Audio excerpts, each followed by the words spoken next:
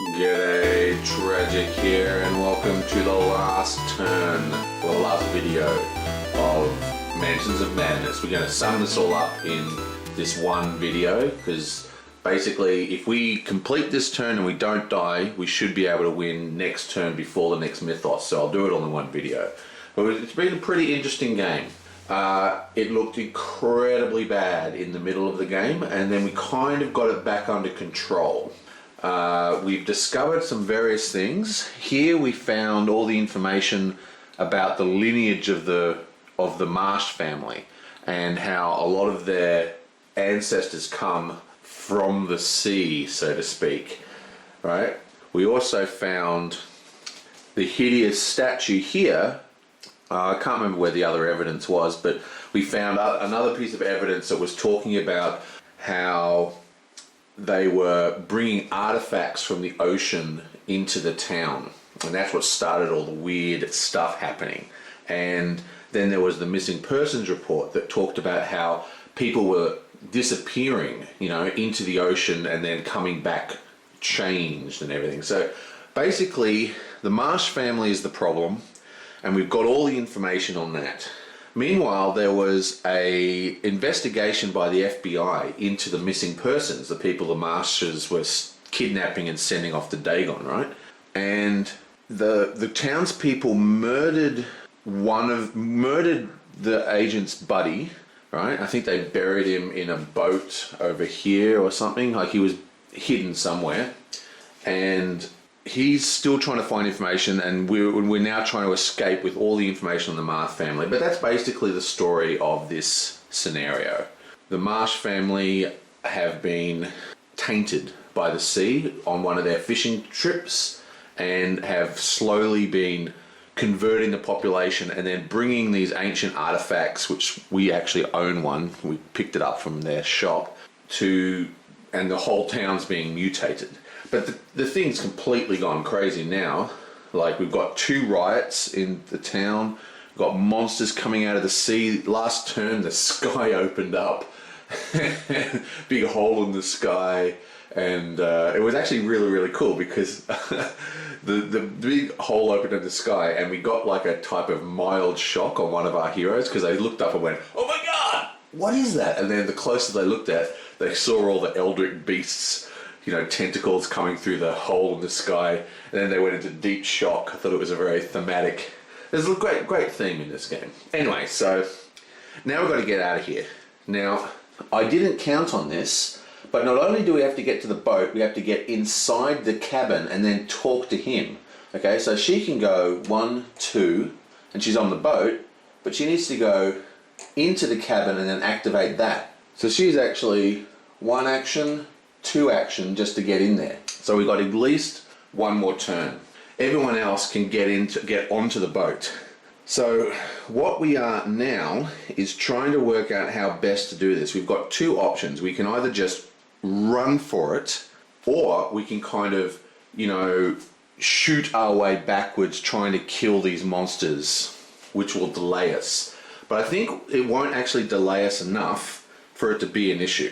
Firstly, of course, let's just get straight into it. Our priest goes 1, 2, 3, 4. So he's made it to as far as he goes. That's his turn.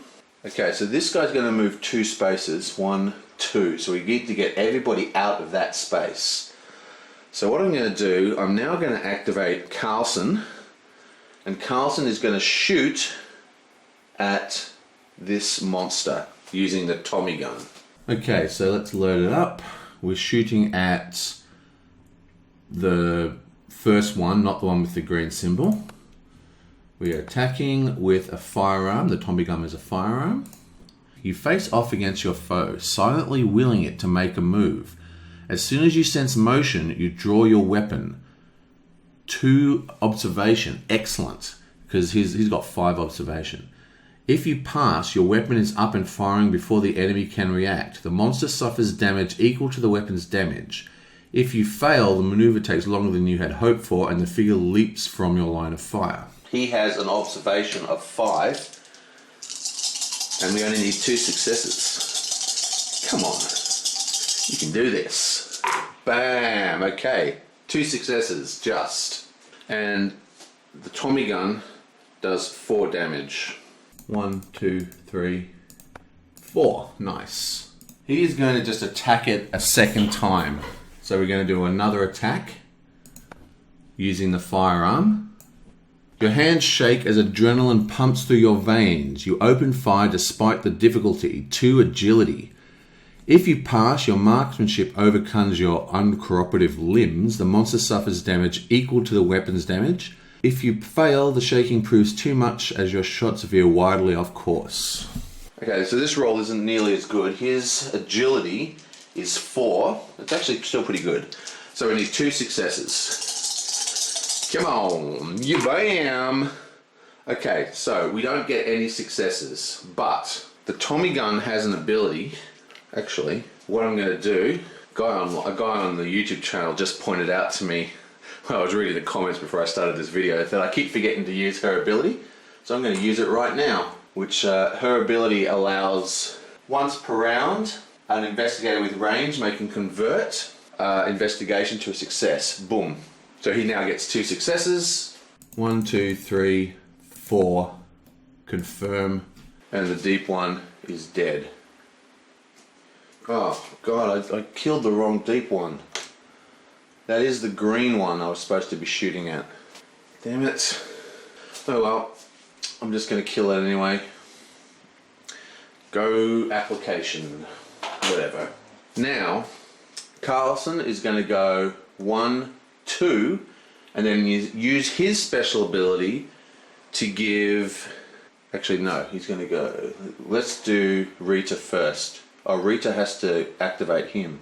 Yeah, so he's going to go 1, 2, and then use his special ability to give Daryl Simmons an extra move. Yeah, so he's going to go 1, 2, and then use his special ability, which allows him to give an action to another investigator, and let Carlson Simmons go 1, 2. Finally, we're going to do Rita. She's going to go 1 and activate the cop. Now we know what's going to happen here. He's probably going to teleport over there, or if we're really unlucky, the game's going to make him move 2 spaces of Mythos round, in which case we're going to lose the game. So we'll see how that works. But we can just check one more time. You go into the inventory, you go to compile evidence. You have enough evidence to convict the Marsh family. So we've got everything we need to finish the game. So let's activate this guy. Craven is digging through the shelves, frantically taking notes or tearing pages from books. The boat is here. Craven tucks the notepad into his coat pocket. We should leave immediately. He opens the back door to the building onto the beach. The agent dashes across the sand onto the dock. He quickly leaps onto the waiting boat. Move Agent Craven as indicated. Excellent. Bam. I was worried that he was going to move manually every turn and that would kill us. Finally, we have the priestess. She's going to pick up this dropped item and then go 1, 2. Okay, and that is that. Now we have to survive 1 more Mythos phase. Oh wait, I forgot to move Rita her second action, which is 1, 2, 3. Alright, let's go to this Mythos phase. Yeah, bam.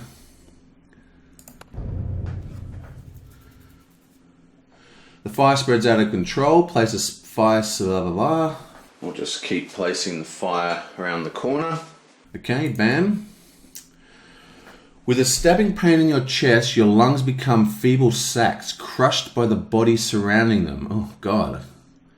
We can no longer breathe air, basically. Unable to even draw breath, you fall to your knees, uselessly opening and closing your mouth. Each investigator suffers 3 face-down damage, -1 negates. Okay, so this is it. -1 negates, 3 face-down damage. This is not good. Okay, we'll start with the father. He has 3 strength, which means he gets 2. So he needs 2 successes. Come on, you bam! Okay, so he gets 1 success. Now we'll do Carlson, he has 3 strength as well, so he gets 2 dice. Booyah! Okay, he's going to use both of his things. Actually, he's not going to use them. He's just going to take the 2 damage. Then we'll do Simmons, who has 3 strength, so he only gets 2 dice. He gets 1 damage. Then we have Rita, she has 5 dice, so she gets 4 dice.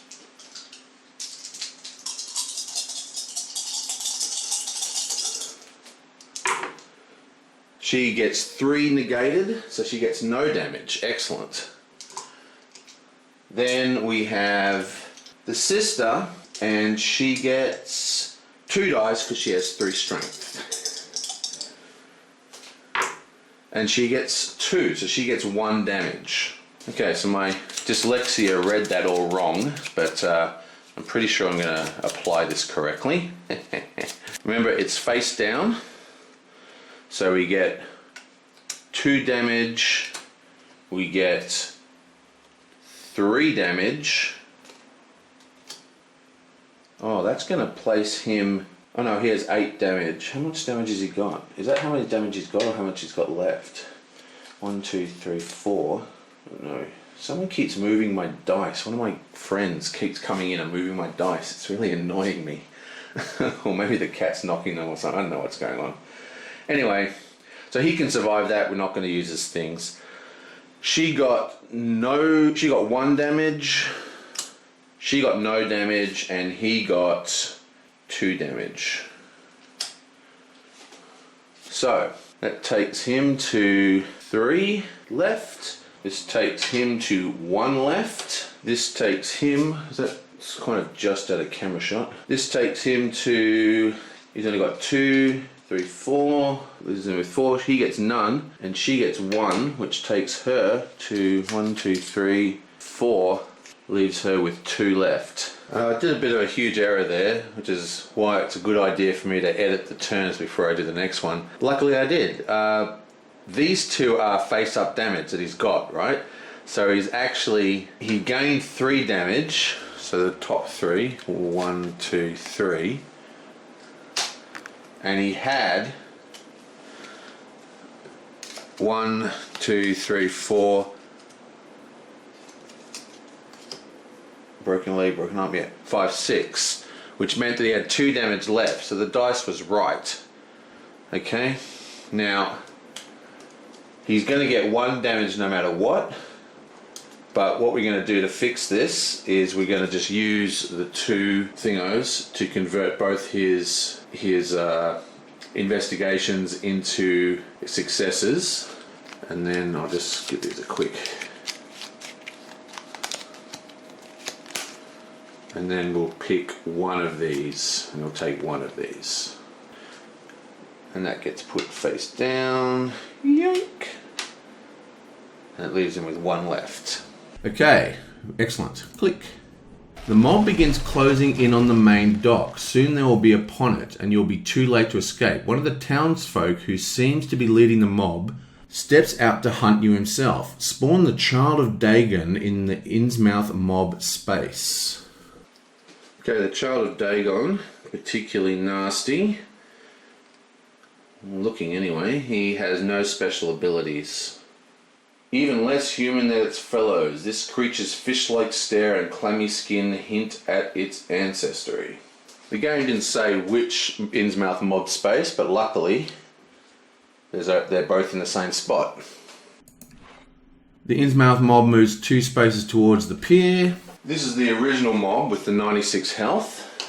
1, 2. It starts in a fire location and it ends in it passes through one, so that's 2 damage. Bam, bam. Continue. No investigators in the space. The second mob, it does the same thing. 1, 2. It gets damage as well. 1, 2. It only has 18, this one. No investigators within 2 spaces. Moves another 2 spaces. 1, 2. The deep one moves 2 spaces. 1, 2. There are no investigators in the space. The child of Dagon moves 2 spaces. That's 1, 2. And he also takes 2 damage. Yabam, yabam. Okay, now we must do the horror checks. Okay, so everybody is in range. 1, 2, 3, 4, except her. 1, 2, 3. So all these people have to do a horror check versus this guy. So let's do it. Bam. Horror check. Resolve a horror check. Now, my custom rule is that I like to do a different horror check per investigator, but like I did last turn, you're supposed to do 1 horror check per monster. That's the actual rules, but I think I prefer just seeing more interesting dice rolls rather than all rolling on the same dice. I'm not quite sure if I'm going to keep doing this rule, but I did it for most of the game, so I'm going to keep doing it. So we're going to go in order. Carlson, Rita, Father, Simmons. Okay, so let's do Carlson. The deep one opens its mouth and a choking wet song emerges from its throat. It is no human sound, but you feel the creature's yearning, fear and hate in every note. Suffer 2 horror, mind negates. Okay. So his mind is 3. We need 2 successes. We get 1 success. We can't even boost it with our tokens, so it's a shame we didn't use them. So that's 1 face-up horror. Minus shock. Does nothing. Okay, bam. Perfect. Okay, next we have Rita. You notice the oddly slick sheen of the deep one's flesh as the bulging eyes turn toward you. It blinks twice. Once with its normal eyelids and again with another translucent pair. Suffer 2 horror. Her will is 4. We need 2.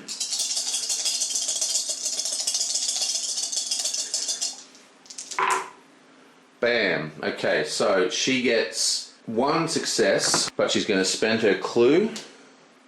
Bam, bam, she's negated. Okay, now we have the father. The deep one's gills flare and its musculature seems to ripple beneath its wet, scaly flesh.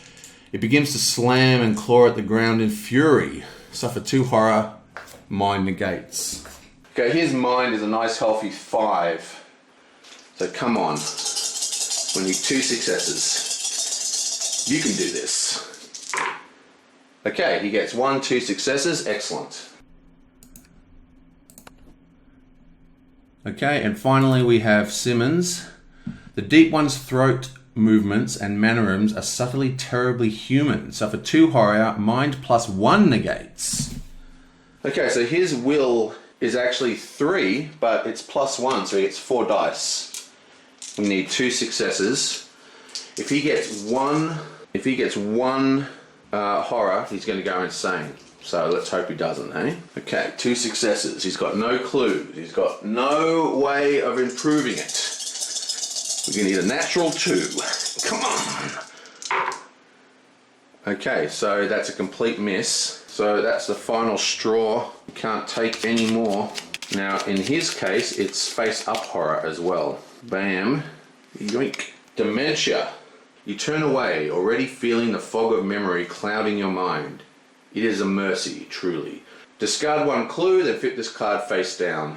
So he has no clues to discard, but that does put him over the top. 1, 2, 3, 4, 5, 6. So all these get shuffled back into the deck, and he gets an insanity card. And that's that. Bam. End of Mythos. Unfortunately, I found another quick little error with Dow Simmons.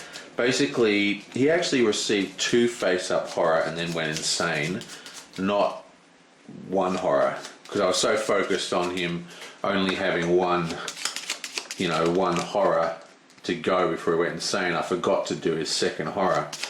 So I'm just going to do that now, and it's going to be it's a little messed up because the horror that he'd already accumulated has now been shuffled back into the deck, so doesn't matter. Let's see what his other horror would be. Yoink! Startled. You stagger backwards in alarm. Resolve immediately. No effect. Discard this card. Okay, fine. So basically, nothing changes. Sweet.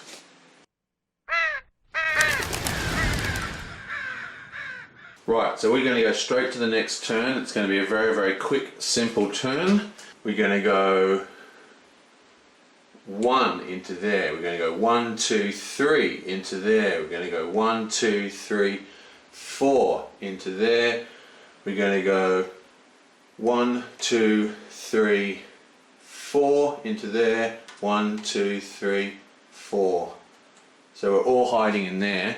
Even though theoretically we could leave, right now we can't because of one of the insane conditions that you guys don't know about that I still have to satisfy. So there's one more turn to go, oh my god! But it shouldn't be a problem. The monsters are way out of range, unless they move like 6 spaces. 1, 2, 3, 4, 5, yeah, it's got to move 5 spaces to get to us. And we're all indoors, so we're not affected by range, so we're not even going to have to do any horror checks. So we should get through this. Well, much to my horror, I didn't have the mic turned on when I was recording the application, so hopefully the camera mic picked up the audio well enough, otherwise I might have to redub it. So, we go straight to the Mythos phase. Fire spreads. Place another fire in this location. A dark projectile hurtles into Rita Young, knocking her off balance. Rita Young suffers 3 damage, strength -1 negates. Then she becomes dazed and stunned. Excellent. Couldn't have asked for a better Mythos. Her strength is 5. It's -1, so we only have 4 dice.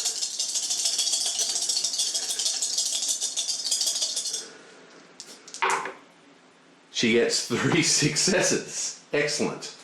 So she doesn't get any damage. And she had a clue, plus she was in range of the nun, which meant that she could convert as well. So she had 2 to convert. So we had a very strong chance of getting that. But we don't need it because I'm rolling on freaking fire! Yeah!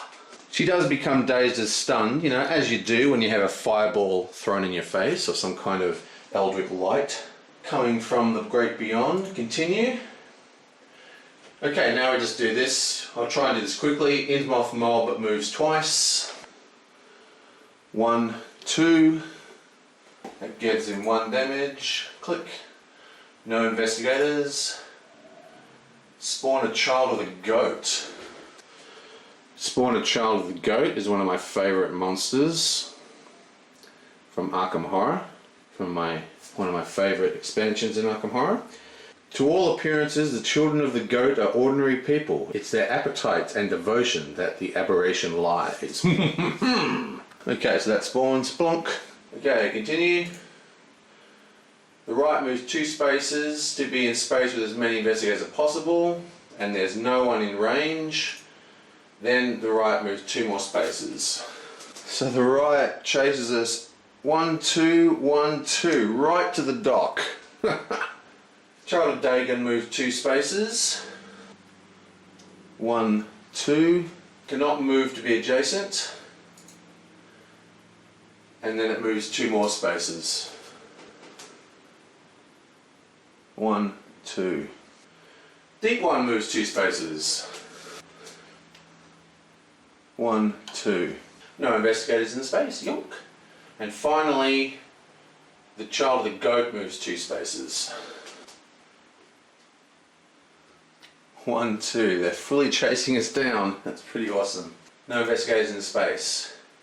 Each investigator must resolve a horror check against a monster within range. Now, again, our entire crew is inside a building, so none of them are in range. No horror checks. Boom. End of the Mythos. Yeah, bam. Okay, now I just have to do the final thing to satisfy one of my insane conditions. The father here is going to do 2 turns of doing a heal. I'll reveal his insane condition to you now. This is the father's insane condition. Selfish motives.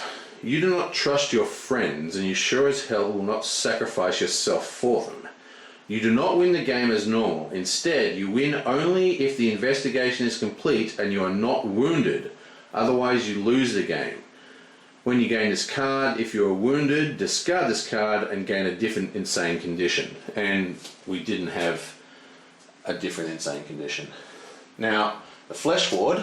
You or another investigator within range discard 1 damage, then flip this card. We have 3 damage. 1, 2, 3 damage. Okay, so we're going to discard all this damage. But how, you say? After we do our turn, Carlson's going to have the second turn, and he's going to use his ability to give the father a 3rd action. So we're going to cast 3 Flesh Wards in a row. Okay, so this is the first Flesh Ward, so that gets rid of 1 of our damage. And it says on the back, every hair on your body stands on end. Law 3 test. If you pass, the moment passes, and you are yourself. Again, no effect. If you fail, shouting and failing, you abruptly lash out. Flip 1 damage face up. Oh, 1 damage face up. That shouldn't be a problem. Now, I didn't think this was going to matter, so I didn't actually show you, but he had 1 face up damage, which was the broken arm. That's the one we're discarding. So he's got 2 damage, we don't know what they are. Now his law is 4, so he gets 4 dice. We need 2 successes. Yabam! We get 1 success, but we also get a clue. So, how bad do I think these 2 things are going to be? So if these are bad, we'll want to stop them being from flip face up. I'm going to risk it because we've got 2 more of these tests to do, and this isn't a test that adds damage as far as I know. So we're going to leave that as a fail, and now we have to flip 1 of these face up. So boom, boom, boom, boom, boom, boom, yeah, boom. Yoink. It's a minor injury. Only a flesh wound, resolve immediately, no additional effect, flip it back face down. We knew that was in there because we've had minor injury on him before. So that was a good call. Okay, so that's his first Flesh Ward. Okay, and now we replace it, and we use his second action to cast it again. Yonk.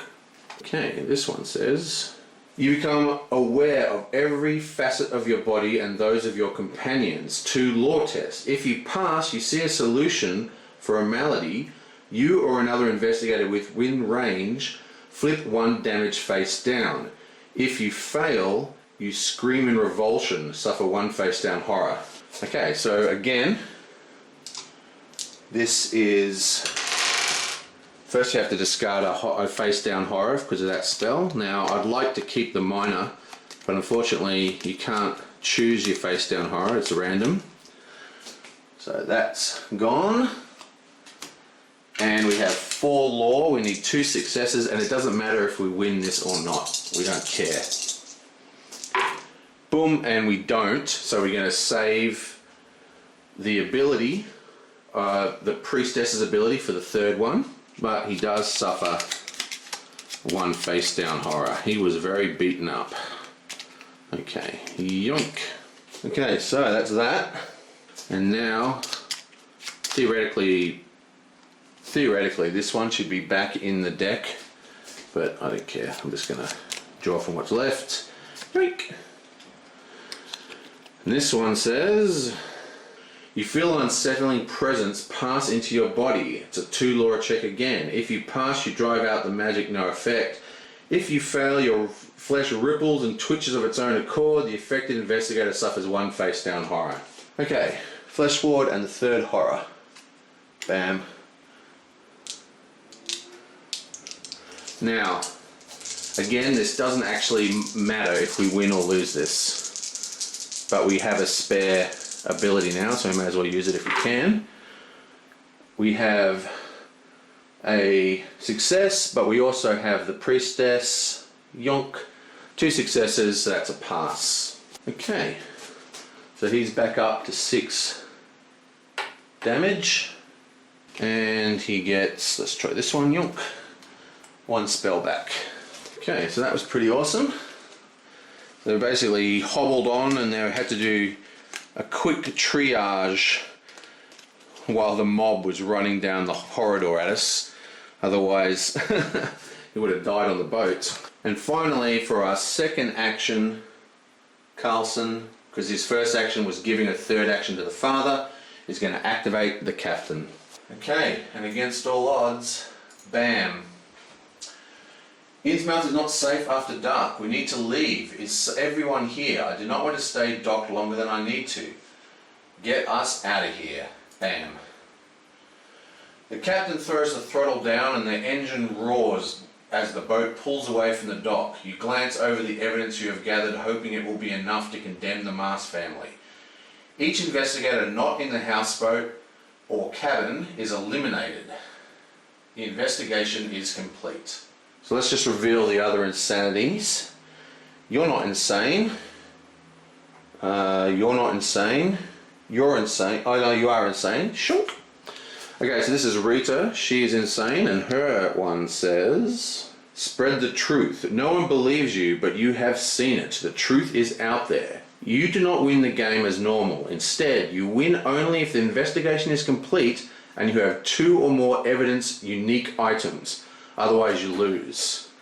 But she has a whole heap of unique items. She's got the grotesque statue, which doesn't technically say evidence actually. She's got the photographic evidence, the brass key, bandages, the old journal which has evidence written on it, incriminating evidence that has evidence written on it. So she has definitely more than 2 evidence. Her insane condition is satisfied. We now have the insane Carlson. Yonk. His one is suspicious. Your friends glance at you, distrust in their eyes. No effect. You win or lose the game as normal. That's fine. Yonk. And finally we have Simmons. Forbidden words. You fear words will be your downfall, and you think to yourself that you shall never speak again. You cannot speak. You win or lose the game as normal. Okay, so that is... that's a win or lose the game as normal, but it's a pretty hard one for solo play, because basically, yeah, see it's got the little symbol that says 2 or more players. Basically this means that you can't communicate during the game. Horrible card. I would never play with this in real life, because what's the point of playing a board game if you can't speak to the people you're hanging out with? I mean, that's ridiculous. Whatever, the point is no effect. Boom. So all the insane... Oh wait, there's one more. Oh no, this is the fathers that said that he had to have no damage. Okay, so the only person to get out not insane was the nun. Boom, continue. No one's eliminated. The small fishing boat bucks against the waves of the bay as Innsmouth shrinks into the distance behind you. You pack away the evidence you have gathered on the Marsh family, more than enough information to convince Professor Harris and the rest of the world of the unnatural threats at work in the small Massachusetts town. After hours of sailing the dark waters, you reach a port farther down the coast. Stepping onto dry land, you finally begin to hope that you have left the nightmare of the accursed town behind, once and for all. Okay, well, that's that. Boom, and they escape. Chugga chugga chugga chugga chugga chugga chugga chugga chugga chugga chugga chugga chugga. Well, that was a little anticlimactic, wasn't it? Gee, could have put a little bit more effort into that end message. Whatever. We have escaped. That's pretty cool. That was looking really grim for most of the game, but I think about 3, maybe 4 turns ago, I started to think I had a really good chance of winning. I was a bit worried when the father was getting all that damage, but I had a plan for that. See, I probably should have done it just for fun, but basically there's a function in the game where you can push people against their will. So if I wasn't able to heal him, or if he got more than 3 damage, because I knew I could heal 3 damage with that spell, but if you ever got more than 4 damage, these guys were going to push him off the boat onto the pier and then sail off without him. That was going to be the way I was going to deal with that insanity card. All the other sanity things I finished. I transferred the items to Rita, and the other 2 guys had no actual effect from their insanity. But that's it. The whole side of the building's burnt down, and the big swamp monsters. We worked out that the poor Marsh family got tainted by pulling up some kind of weird artifact from their fishing boat, which slowly mutated them, and then they started to drag people off to Dagon and so forth and so forth. We get out of there, we got all the evidence, so that is an 100% win. But I feel kind of, well, no. I mean, after all that, and it had a really exciting ending with everybody chasing us, even though I was fairly confident. If I was in a slightly worse position, that would have been incredibly tense, having to stop and shoot and all those monsters spawning. Very cool. But in the end, it just felt like that message we got at the end of the game was just so anticlimactic. I mean, come on. We just spent hours playing this game. You could have given us like a couple of pages, something cool happen. You know, like in the Elder Sign game that FFG made, like the application version of Elder Sign, it has cool animations with sound effects and all sorts of stuff happen when you win the game. Anyway, that is Mansion of Madness. I'll do my normal pack-up review pretty soon when you hear my thoughts on the game and this version of the game versus the other version, so check out that. And then, as always, I'll be following up with a voting system to pick the next game, and I will see you guys next time.